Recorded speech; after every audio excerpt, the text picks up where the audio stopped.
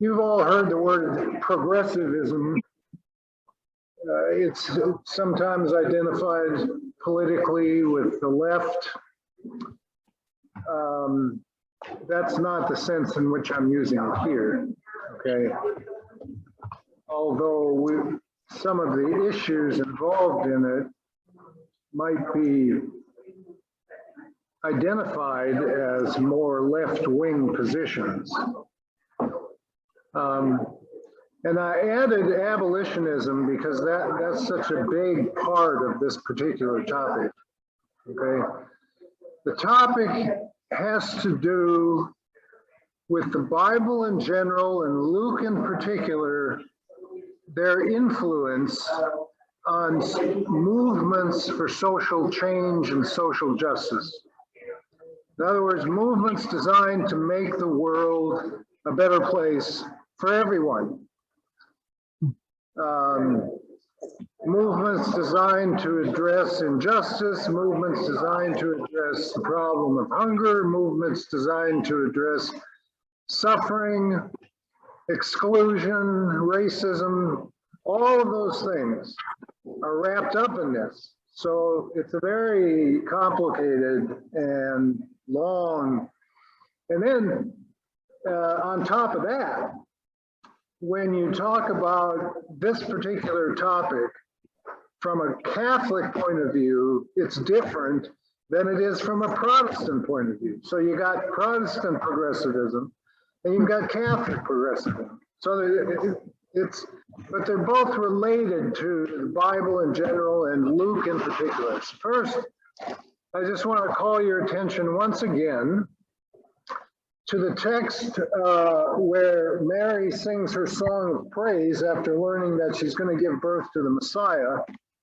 And she says, "He has shown strength with his arm. He has scattered the proud in the imagination of their hearts. He has brought down the powerful from their thrones and lifted up the lowly.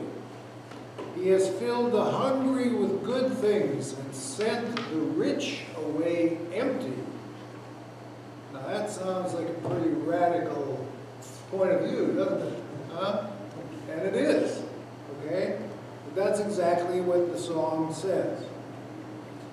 So, from Mary's point of view, what this song is saying, if you take this literally, if you de-spiritualize it, in other words, if you don't interpret it as meaning something spiritual, but rather meaning something concrete, then what we're talking about here is overturning the social order the way it is. Okay? What she is saying here is that the wealthy, who have everything really hunky-dory, are going to ultimately be the ones left out. And the poor are going to be lifted up. And their needs are going to be addressed. So if you're going to do that, you've got to change the whole social order. You've got to change the way things work, the way things operate, such that there is a wide gap between rich and poor. So she's saying that the Messiah, through the Messiah, this wide gap between rich and poor is going to end. No more of that. That's not the way God wants the world to be. All right? And so it's going to happen through Jesus the Messiah. In order to make this even more clear, and if you want to follow along in the Bible, you can, we're going to Luke chapter 6, and we're going to read verses 20 to 26. Luke chapter 6, verses 20 to 26. Now, first, though, Luke sets the stage in the first verse of chapter, or rather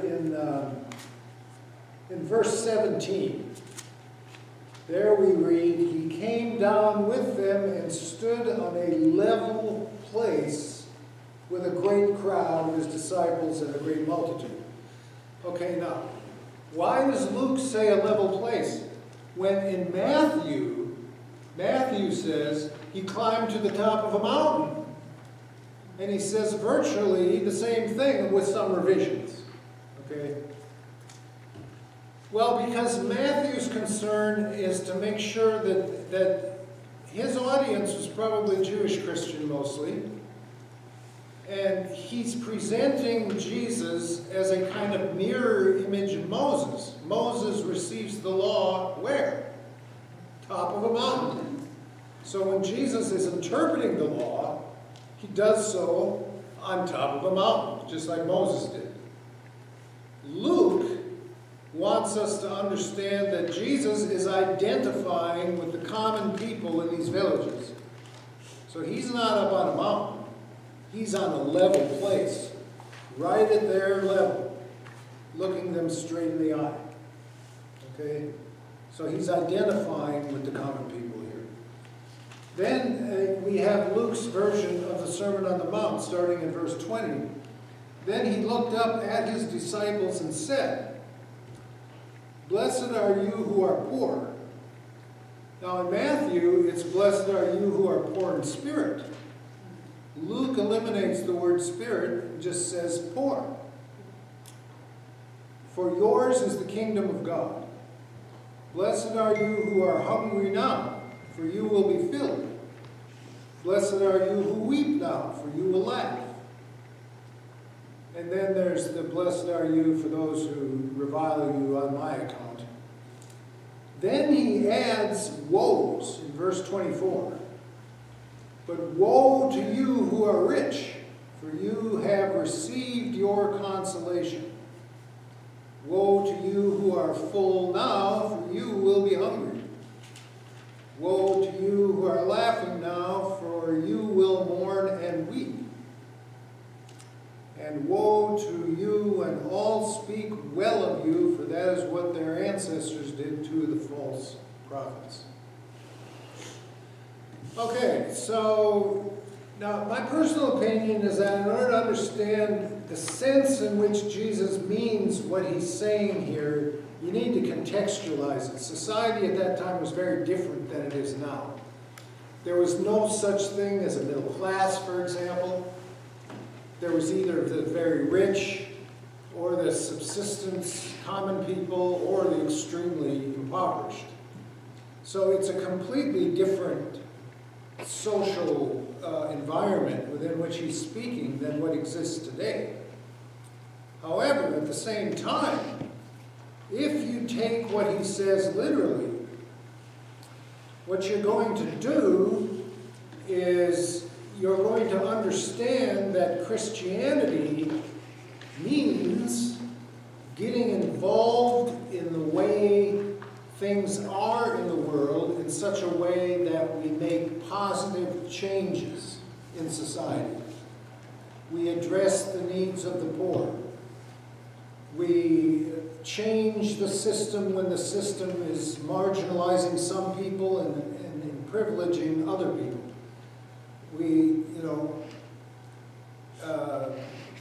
We reverse things that are wrong.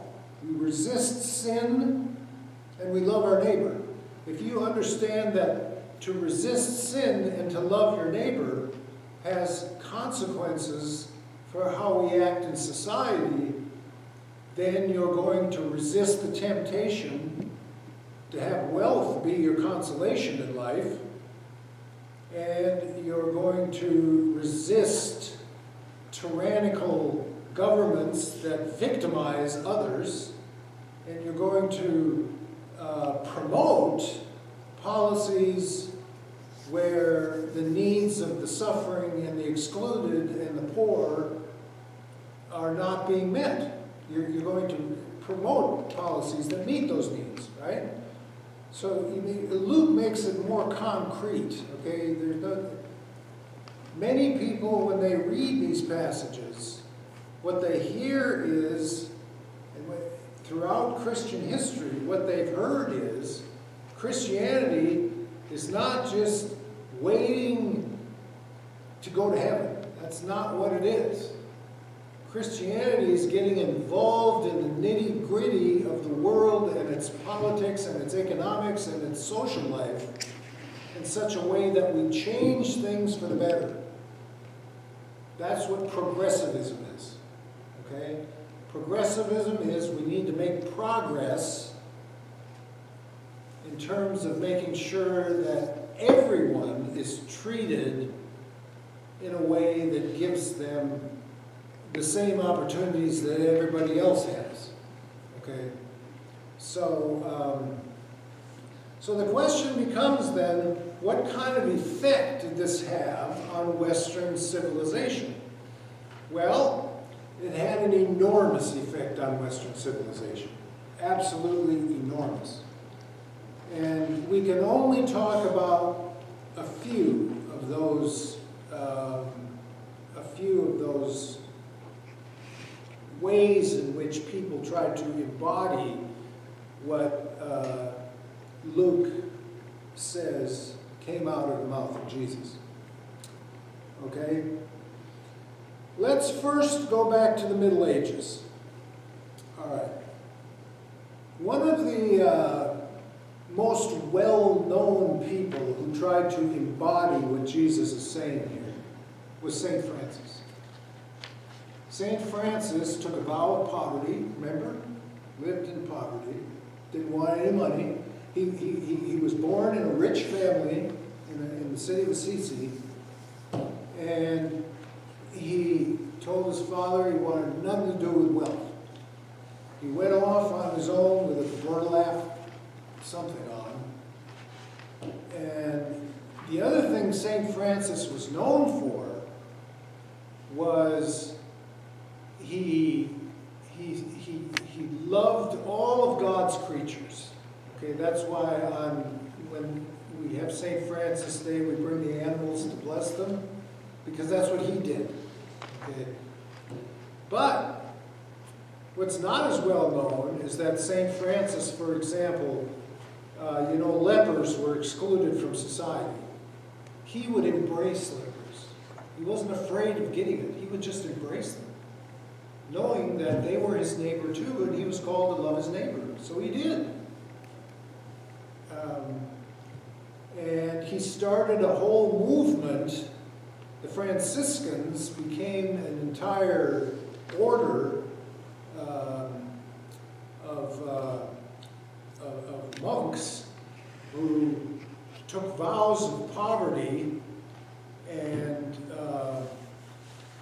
worked to alleviate the needs of the poor and the hungry and so forth. Okay, so back in the Middle Ages, this took the form of religious orders and sects that would come together, take vows of poverty, and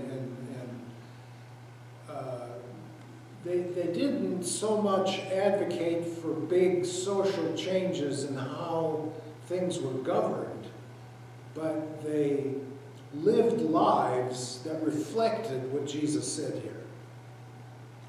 You're blessed if you're poor. Okay, we're going to be poor. And then along comes Luther. So I'm moving through this pretty fast here. Along comes Luther, and of course, as you know, he became a monk at first. But monasteries, human beings, what Luther understood better than what most people in his day and age understood is that there is a difference between making progress in society toward alleviating the needs of the suffering and the poor and the hungry, and maybe even changing the social order so that we don't produce all kinds of poverty in the first place. There's a difference between that and being redeemed into the kingdom of God. Okay, they're not the same thing. So human beings can and do have the power to make things better. Our own founding fathers thought they were doing that by creating a new form of government where everyone was equal under the law, aside from the slaves, and we'll get to that in a minute. Okay, so, but that's not the same thing as redemption. Okay, redemption is is an act of God's grace that comes at the end of time. All right? So you got to make sure that you understand that we're not talking here about, that our actions somehow save the world. They don't. They might make the lot in life better for others, but they don't save the world from sin and death. Only God can do that. All right. Okay, so Luther leaves the monastery because human beings remain sinful no matter what system they live under. You can get the most. Okay, let's take, since we were talking about Norwegian, let's take Norway as an example. All right, granted, in Norway they don't have poverty. They really don't. I mean, some of their immigrants don't have much, but there's not poverty per se.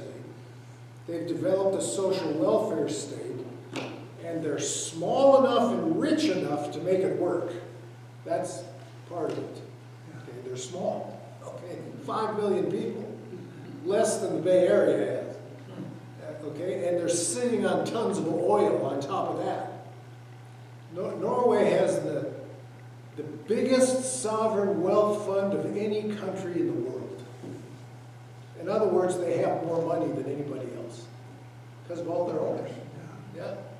So they can build a social welfare state to their heart's content because they have all the resources, wealth to do it. And it's small enough to manage it, all right? So you can create the greatest system in the world where you no longer have this rich and poor thing that Jesus is talking about here.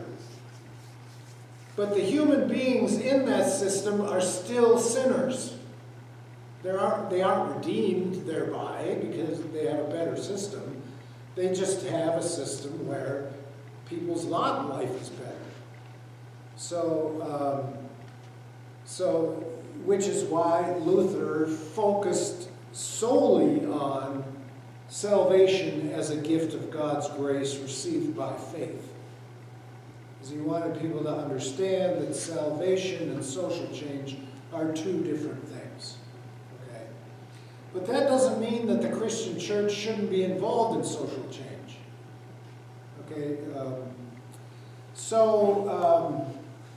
When we get to the Protestant era, okay, America is a perfect example of what Jesus is talking about here. Let's start with the Pilgrims, okay? Why do we call them Pilgrims? What I'm talking about is the people who came over on the Mayflower. Okay, why do we call them Pilgrims? They called themselves Pilgrims because they understood that being Christian meant that you were a pilgrim on a journey toward an improved and better place. Ultimately, the kingdom of God at the end of time, but in the meantime, you create a community that reflects God's will for all people.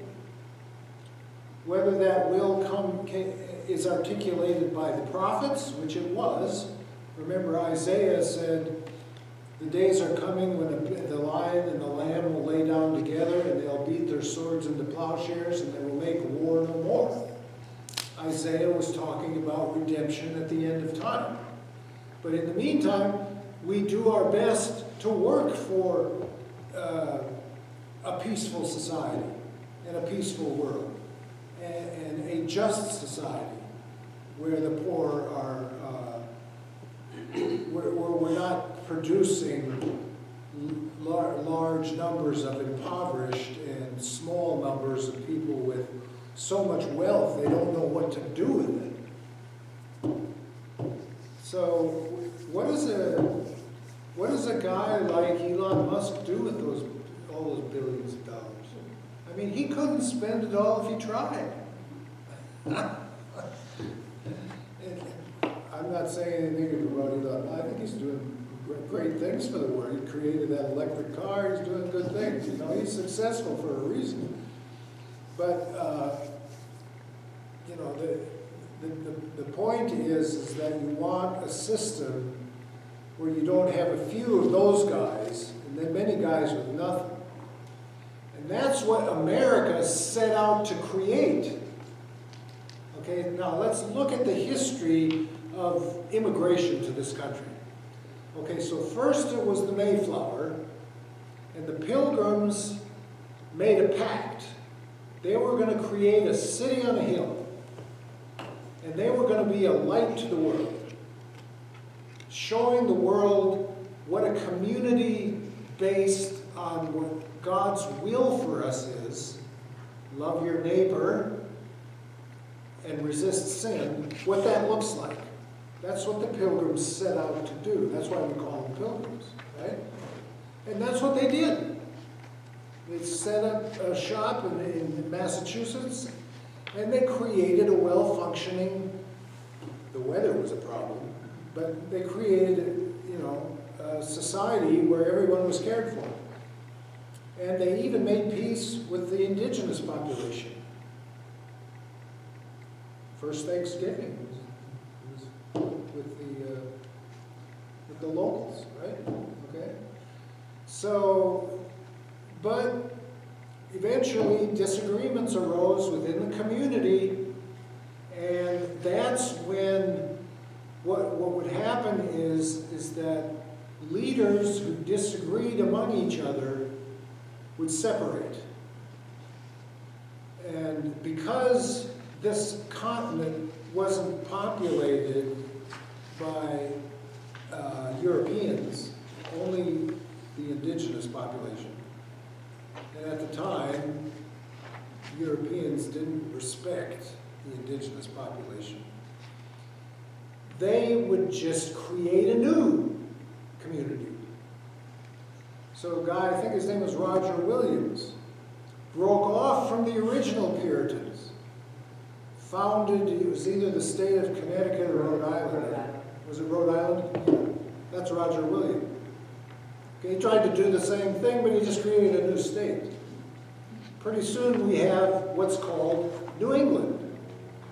And New England is a very progressive place because what's behind the movement of the British who came to that area of our country was their Christian commitment to create a better society.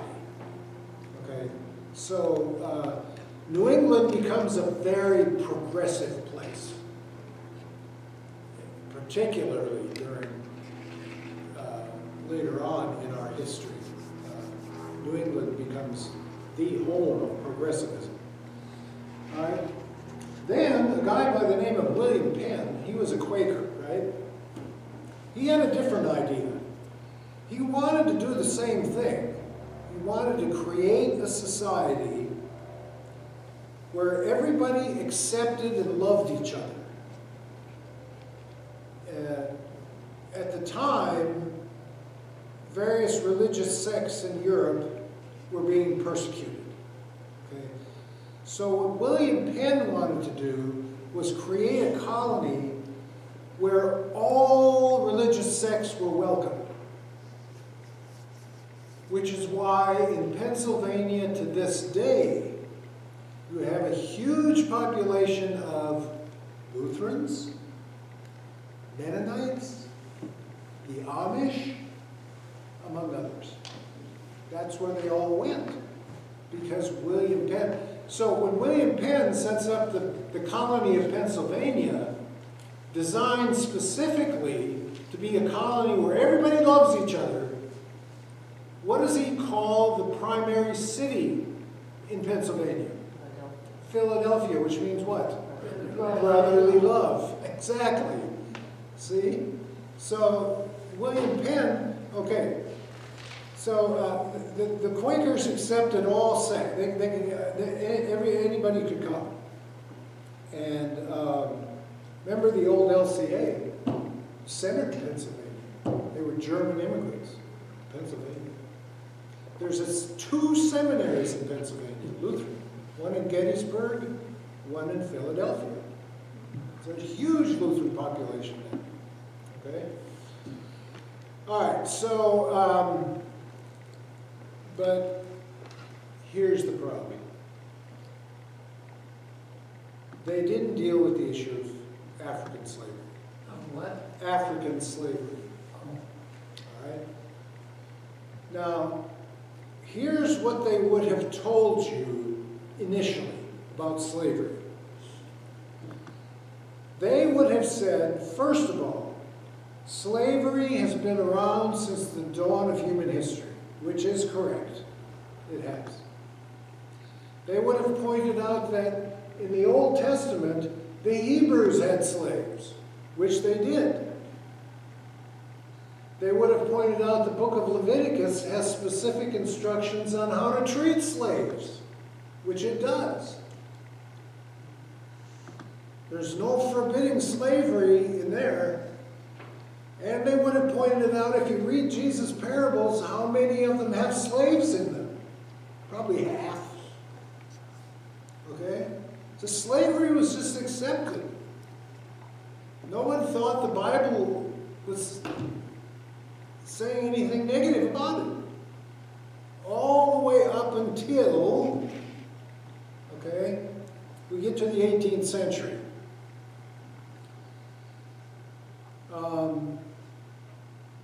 This becomes extremely complicated at this point. So I'm going to focus in on one guy in particular and then talk about how the United States ended up in a civil war. Okay, there was a Quaker by the name of Benjamin Lay. Okay? L-A-Y? L-A-Y. He lived in Barbados. In Barbados, they produced sugar cane. And African slaves was the labor they used. Okay? And Benjamin Lay and his wife saw how slaves were treated there. Okay, if they misbehaved, you know, they were whipped, they were tortured. I mean, it was just horrendous.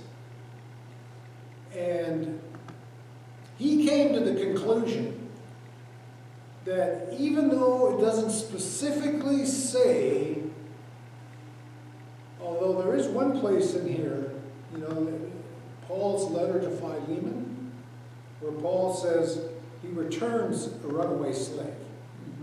And he tells Philemon, he says, I trust you will treat him now as a brother in Christ and not as a slave. So that there is that.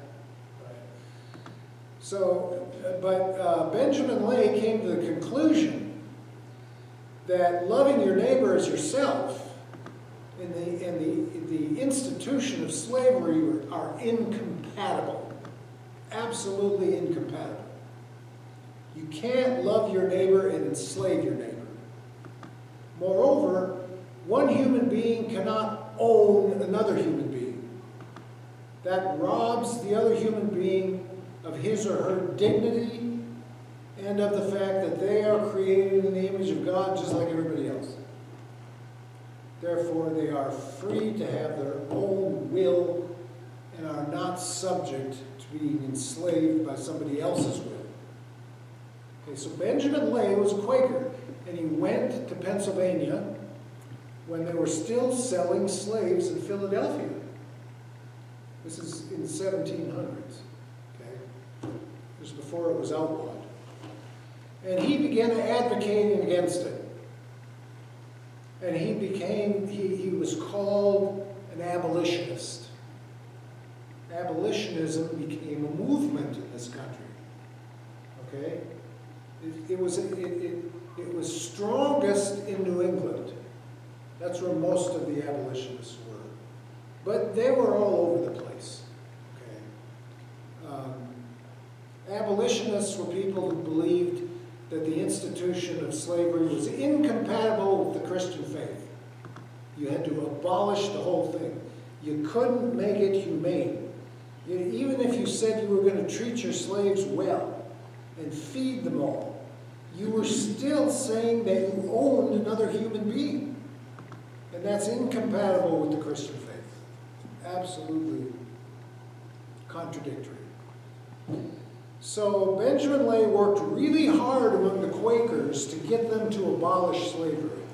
Well, eventually, while he was on his deathbed, someone came to him and said the Quakers just had their big meeting and they voted to abolish slavery. And Benjamin Lay said, now I can die in peace.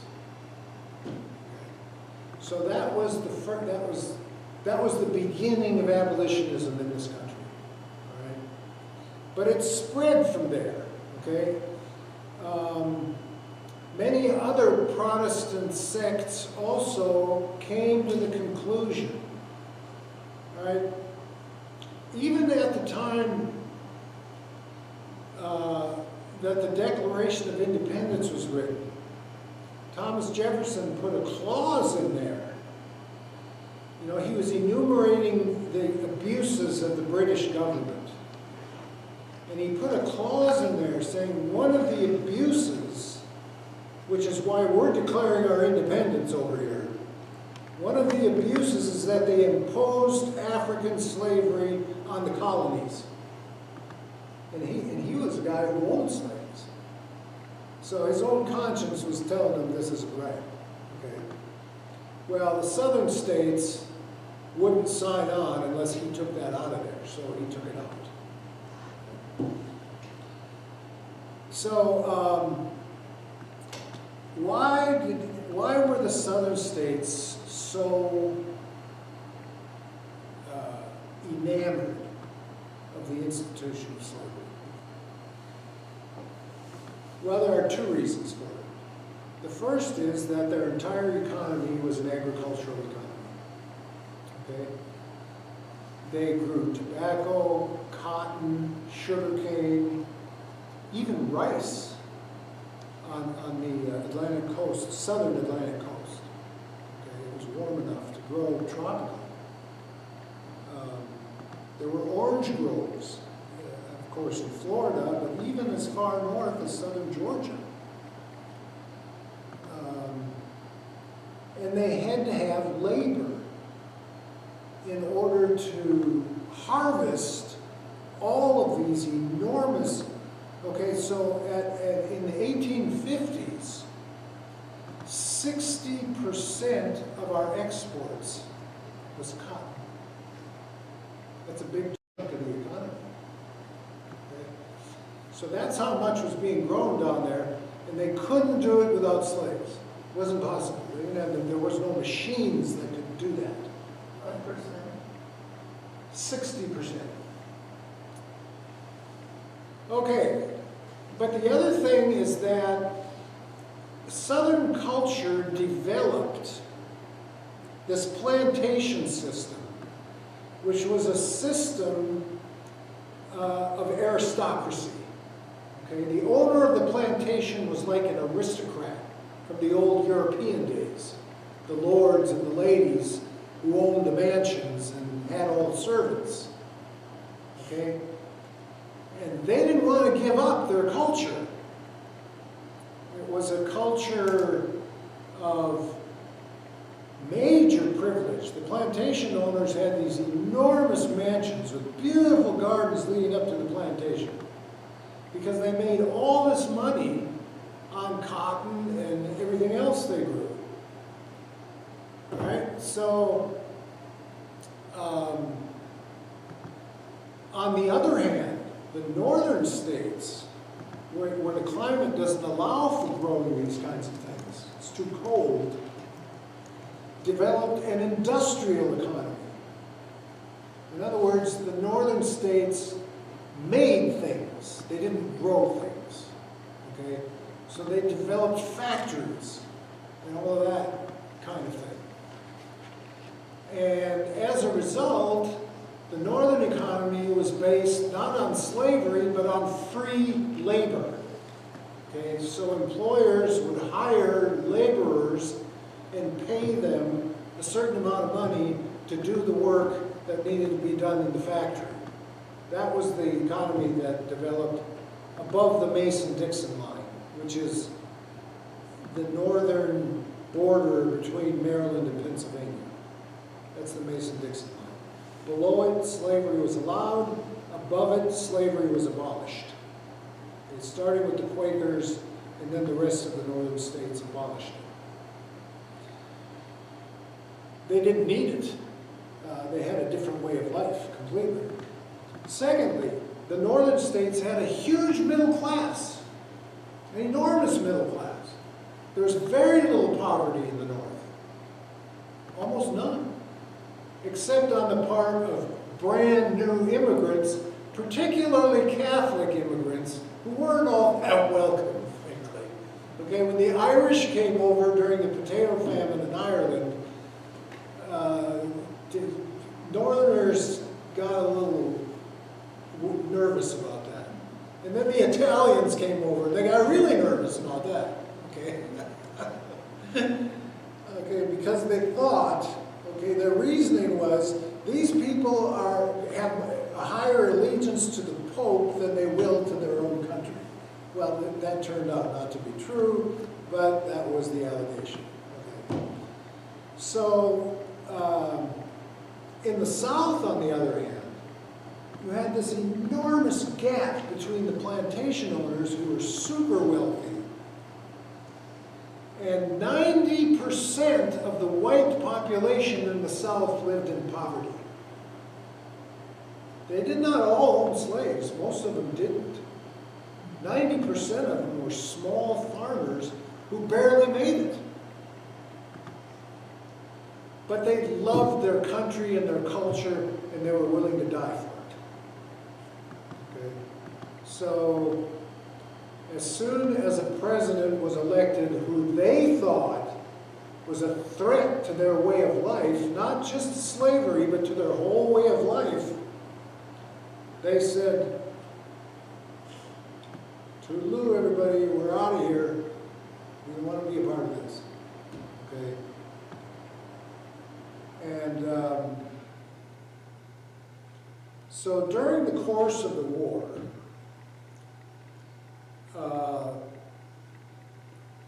it started out as a war to preserve the Union. But you couldn't preserve the Union without abolishing slavery. It wasn't possible. Because there really were two countries, two different countries, North and South. South was an aristocratic country. North was a mostly middle class. Sure, you had some wealthy people too, but it was much different, way different. So in order to hold two separate cultures together, something had to give. Neither one would give, so there was a war, lasted 4 years.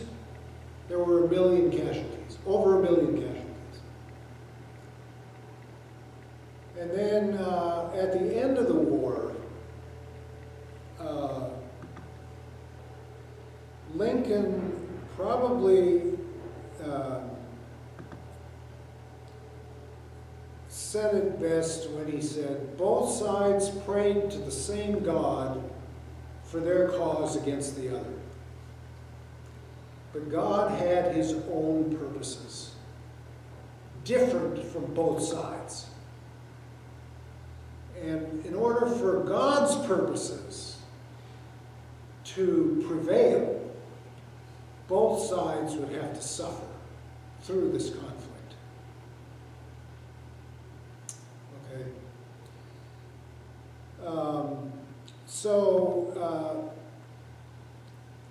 Abolitionism was one of the embodiments of the so-called progressive point of view in Christianity that has its roots in much of the Bible, certainly the prophets, and clearly in Luke. Okay? All right, so Protestant ideas of progressivism changed after the war. Reconstruction as you know, Lincoln was assassinated, so he couldn't try to heal the country. He was gone. Grant tried. Okay, the Republican majority in the Congress, okay, back in those days, the Republicans were the progressives, the Democrats were the conservatives. Okay, the Democrats didn't want to do anything about slavery. Leave it alone. Let the South be whatever it wants to be. The Republicans were the abolitionists. Now we got to get rid of this thing. It's contrary to our religious faith. So Grant tried, so the Republican majority passed 3 amendments to the Constitution. The first one banned slavery, the second one gave blacks citizenship, the third one gave blacks the right to vote. All right? The Democrats kicking and screaming all along the way, trying to stop it. But the Republicans won out. And Grant was their guy after the war, because he was the guy who won the war for the Union. And he tried to enforce those amendments to the Constitution by declaring martial law in the South. So he sent the army down there, okay? Because what was left of the white population in the South was less in numbers than the freed slaves. So if the slaves were allowed to vote, that would send African Americans not only into the state houses, but into the House of Representatives and the Senate as well, because they had a majority. Well, the white population down there wasn't going to tolerate that. No possible way. In fact, they're losing the war. They took that out on the slave population because they were powerless to do anything about the greater strength of the federal government now. So they took that out on the slaves, is what they did, on the freed slaves. And eventually, over time, okay, so Grant terms out as president. That ends martial law in the South. The white population takes power away from the African American population. They end up in poverty, and the white population has total control and power. And that ushers in the Jim Crow era, right? You remember the Jim Crow era of segregation. Yeah. Okay, and that stays that way until we get to the next major social reformer, also a Christian leader, who was who? Martin Luther King, exactly. And he's coming from the same place that all of the others who came before him were coming from. Okay? Read the prophets. Read Jesus. This is not tolerable. So he leads a civil rights movement to try and end segregation and inequality, mostly in the South, although African Americans are now moving to northern states looking for jobs in factories. But northerners are not accepting of them any more than the southerners were. Okay? Look at the city of Chicago. I mean, it's as segregated as any place on the planet. I lived in Baltimore. I can tell you those ghettos are just, you don't want to go there. Okay, so anyway, so Dr. Martin Luther King leads a social movement, again, based on the Christian faith. And, of course, the Declaration of Independence, which says all men are created equal, that was the basis upon which Lincoln fought the Civil War as well. he never quoted the Constitution because the Constitution allowed slavery. So he quoted the Declaration of Independence instead.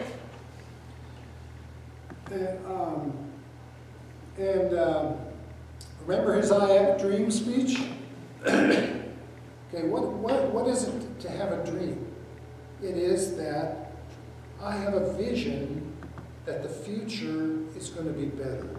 And what was his dream?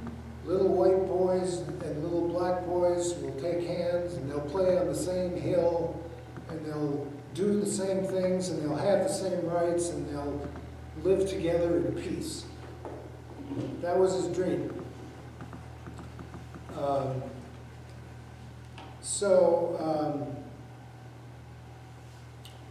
All of us have been alive to see how that has gone. There is obviously some progress has been made.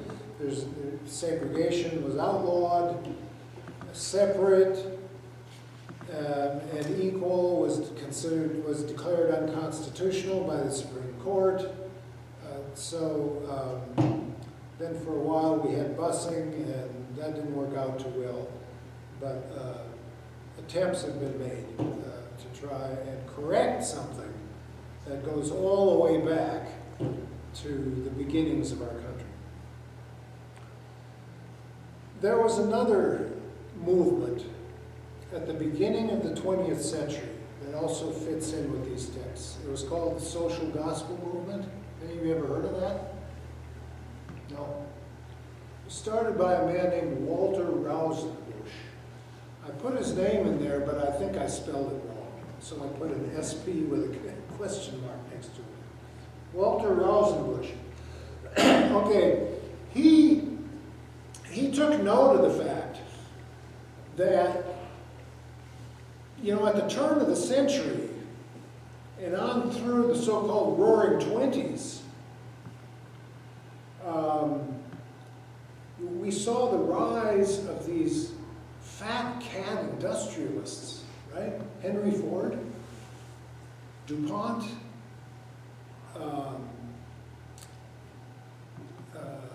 Morgan, what's that guy, the banker's name? JP Morgan. Yeah, all of these guys, okay? And they had all these people working for them.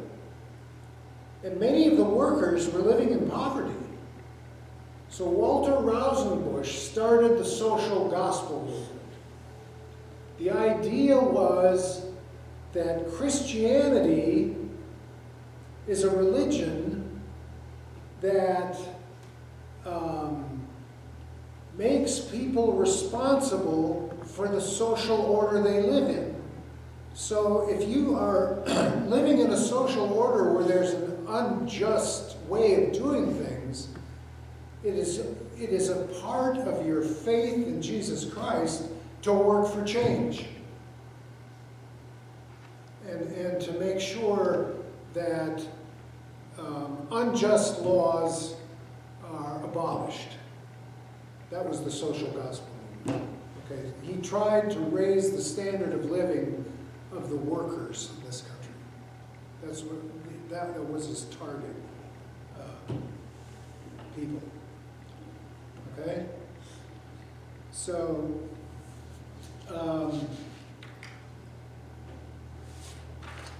to this day, you know, Christianity as a religion has been more involved in social change than any other religion. And here's just a little snapshot, and then I'll let you go. Britain finally came to the conclusion that slavery was unjust. And they came to that conclusion because a Christian, and I'm forgetting his name now, there was one guy who was in Parliament, and he got Parliament to ban the slave trade, okay? So then the British ambassadors to Muslim countries, first one was Morocco. The British ambassador goes to the Sultan of Morocco, and he says, you ought to ban the slave trade too, because Muslim slavers were still in Africa rounding up African slaves. And so the Brits tried to get the Muslim countries to ban slavery. And they looked at him perplexed and said, "What are you talking about? There's always been slavery. Why would we ban that? It's in our scriptures. Muhammad had slaves. Get out of here." But over time, they too decided slavery was wrong. Took time, okay, but it happened eventually. So, but the Christian faith has been more involved in social change and advocacy than any other religion, because of these biblical texts. Does that make sense? Okay, thank you for coming, everybody. We'll finish this up next week.